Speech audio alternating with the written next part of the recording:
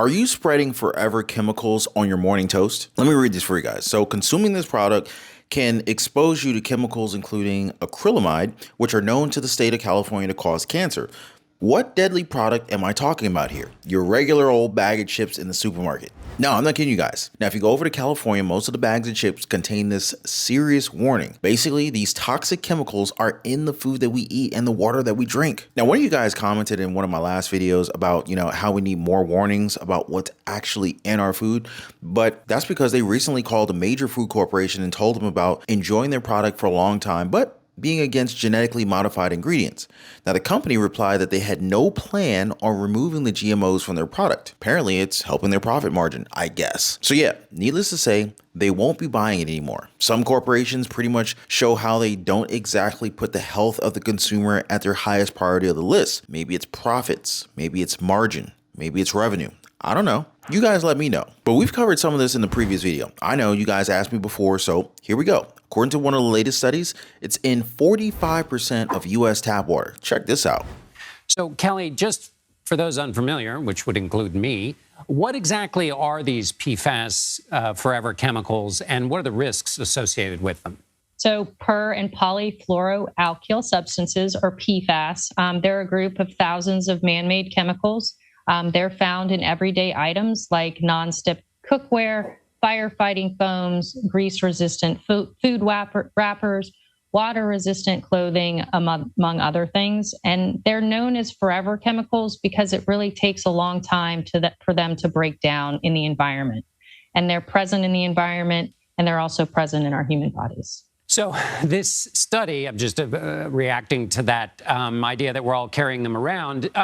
This study was years long. How big of a sample pool was examined? So we started, we've been doing this work since 2016. And back in 2021, we decided we needed a larger idea about PFAS exposure in our nation's tap water. So this is in your drinking water glass at your kitchen faucet. The food contamination and manipulation may very well contribute to the uprise in cancers, heart disease, autoimmune disorders, and allergies. Now, we live in a very toxic environment, folks, and I think something has to change here if it's not too late already. Now, the latest one I read about is how you could be spreading these PFAs or these forever chemicals on your morning toast. It's true, guys. So at this point, maybe the better statistic to pull down is which items are not full of GMOs, toxins, or inorganic materials. Y'all know what I mean, right? But seriously, guys, you got to check this out. New testing finds evidence of forever chemicals in the wrappers of 8 brands of butter. So you got the wrappers from 8 brands of butter that have detectable levels of total fluorine, an indicator of, group of chemicals known as PFAS or forever chemicals, which has been linked to everything from cancer to birth defects to lowering vaccine effectiveness. The report also builds on the group's growing library of consumer products tested for evidence of PFAS, including products such as contact lenses, pasta, tomato sauces, sports bras. Sports bras? Seriously? Yep, sports bras is on the list, tampons, dental floss, and even electrolytes. So aside from the PFAS pollution in the water, it looks like we're also being exposed to the things that we wear and that we eat. Do we even have to say it? PFAS should not be present in food packaging like butter wrappers. We're talking about potential exposure for pregnant women and children as well. So even before this, PFAS has been found in food packaging like pizza boxes, sandwich wrappers, French fry containers, popcorn bags due to their water and oil-proof qualities. People who eat more takeout, more fast food and pizza often have higher levels of PFAS in their bodies compared to people who regularly cook at home. Now, me personally, I love to eat out, don't get me wrong, but we definitely prepare the majority of our foods at home. Now, apparently the US FDA has known for decades that PFAS compounds in food wrappers can migrate into our foods. Can you guys believe that? You would think that they would have passed something or made some changes or demanded changes for food manufacturers. But no. Now, going back to butter, what butter brands are PFAS free? Now, the study did 32 butter wrappers from 22 different brands for testing, and half of the wrappers from 8 of the brands had indications of PFAS. Now, these brands that had detectable levels of total fluorine, you had HEB Organic, Yates, Kerrygold, Kirkland, Maple Hill Organic, Myokos, Organic Valley, and Wegmans. So watch out, guys. Now, they also highlighted brands that had butter wrappers free from PFAS evidence, including 365, Whole Foods, Clover Sonoma, Horizon Organic, Nature's Promise, Strauss Family, Trader Joe's, and others. Now, obviously, do your own homework, do your own research. I'm not a nutritionist or anything like that. So always validate what you're putting in your body. Remember, guys, this is for entertainment purposes only. But now back to the chips that I told you about. So acrylamide, kind of detectable carcinogen among the experts here. So basically you get it in some foods during high temperature cooking processes,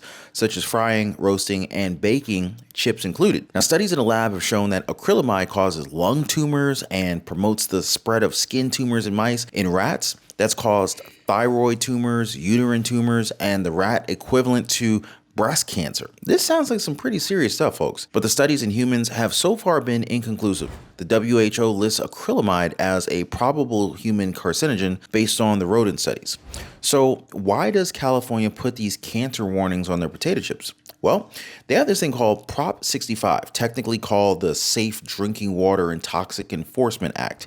So it requires businesses to inform Californians about exposure to chemicals known to cause cancer, birth defects, or other reproductive harm. And so basically they're saying that Californians, they have the right to know about the potential danger. Now you might be wondering, what makes California so special? What about the other 49 other states? Do we not deserve to know what's going in our food? It's kind of effed up if you ask me. So is there a way to minimize acrylamide just in case? Again, it's not proven that acrylamide causes cancer in humans, and California is simply using the animal link to mean that it probably does. But the FDA still offers suggestions for food consumers and manufacturers to limit acrylamide. Soaking potato chips in water for about 30 minutes before frying or roasting them is one way to reduce acrylamide, for instance, as in baking or toasting food for a shorter amount of time. Now with toast, for example, the FDA suggests keeping your toast in a golden brown color rather than a dark brown color. All of this being said, the FDA's official stance on acrylamide and potato chips is that you should not cut fried, roasted, or baked potato chips out of the diet because of acrylamide. But still, it would be better if you balance it out with a healthy eating plan that emphasizes fruits, vegetables, whole grains, and fat-free or low-fat milk and milk products, which includes lean meats, poultry, fish, beans, eggs, and nuts, and it limits saturated fats, trans fats, cholesterol, salt, sodium, and added sugars. You know, we're all about financial freedom here on the channel, right? And well, health is wealth, right guys? And speaking of California, did you hear about this new list of additives that they're working to ban? 5 harmful chemicals from candy, cereals, and other processed foods. Brominated vegetable oil, potassium brominate, propylpropilen, red dye number 3, and titanium dioxide. Last I heard, it's with the California Senate. Now, if enacted, California will be one of the first states to impose such a prohibition. But get this, guys, these chemicals, they're already banned in Europe. Apparently, over 10,000 chemicals are already allowed for use in food that is sold in the United States, 99%, which were approved by the food and chemical industry, but not by the agency actually tasked with ensuring the safety of Americans' food supply. So now, let me go ahead and share with you guys exactly what kind of harmful effects that we're talking about here. So brominated vegetable oil often been linked to neurological changes like balance problems and memory problems in humans. Potassium brominate, found in certain soft drinks and can cause issues with hearing and kidney function. Propylparaben, a reproductive toxin that can cause hormonal dysregulation, which is concerning for some people. There have been documented studies where it caused earlier or delayed menstruation. Red dye number 3. So red dye number 3, which gives the reddish or pink color, like in those pink peeps, it is banned in cosmetics as well as a known carcinogen, a substance capable of causing cancer. Titanium dioxide. This is in sunscreen, but it's also in Skittles. It is a possible carcinogen and a food color additive that can be very irritating to mucous membranes like the eyes, nose, and throat. So yeah, watch out for all of these things in your food, guys. So how come these banned chemicals in food are able to be sold in the United States? Well, apparently, many of the chemicals that are in your food, if they have been reviewed by the FDA, have not necessarily been reviewed for 40 or 50 years. And you can imagine that there's a lot of new scientific developments and changes in how we use these chemicals. And the FDA hasn't reviewed them because in 1966, it deemed hundreds of additives as generically or generally recognized as safe, also known as GRAS. Now take note, guys, this was way back in 1966, but the GRAS list keeps growing, and today there's about 1,000 additives on the list. Just some examples here: propylparaben, a preservative used in pastries and some tortillas. A study by Harvard found that some preservatives caused developmental and reproductive harm. Potassium bromate, often found in bread, rolls, and flour tortillas. This is banned in most countries around the world except for Japan and the United States. The International Agency for Research on Cancer determined that it's a possible human carcinogen linked to cancer of the thyroid, kidneys, and other organs. Titanium dioxide, a color additive used in salad dressings, coffee creamer, and candy. 2 years ago, the European Food Safety Authority ruled it can no longer be considered safe, citing studies that it can damage your DNA. Now, if you go to your Environmental Working Group's website, there's a breakdown of 80,000 products, including the manufacturers in our area like Heinz, Kraft, and Frito-Lay. It found several Heinz Kraft products with chemicals banned in Europe and found several from Frito-Lay, but all of them meet the US food and drug regulations. So, how do you reduce your exposure to forever chemicals in your food? Well, let me give you guys some tips from the experts. First, keep your distance from greasy fast food wrappers. Those paper wrappers in boxes and fast food joints, they contain PFAS. When your food touches them, PFAS might sneak into your meal. So consider cutting down on fast food or find places using PFAS-free packaging. And the same with microwave popcorn. Now hold on, before you grab that microwave popcorn bag, listen up. It could be packed with PFAS due to the oil and the flavoring that the kernels sit in. Instead, try fresh popcorn or alternatives that don't spend much time in packaging. That way,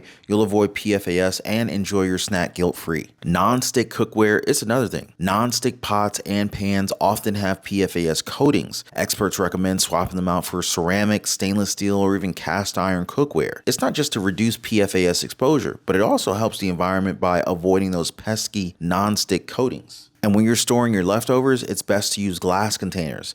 They're easier to clean, and they also keep FAS away from your meals, and it's a much safer alternative without the chemical leaching. Not to mention, like when you put oily stuff in there, in a plastic one, they usually get all stained. The glass ones, they never stain. Now for water, experts recommend filtered or bottled. Check your tap water's quality and also consider a water filtration system. We've got like water pitcher in the refrigerator and actually a water filter for the whole house. Now, I'm not saying you got to go that far, but it might be worth doing. Carbon filters on faucets or in water pitchers, they work wonders in reducing PFAS levels. Now, if you're a bottled water fan, make sure that the brand tests for PFAS to make sure to stay safe and hydrated. Oh, and don't forget about fish. Some freshwater fish carry PFAS, especially locally caught ones. So stay informed, guys, about fish advisories in your area and enjoy seafood moderately as a part of a balanced diet. Most seafood safe, but never hurts to stay vigilant. Remember, guys, it's not about being perfect, but about making serious, conscious choices for a better, healthier future for you and for your family. By the way, if you made it this far in the video,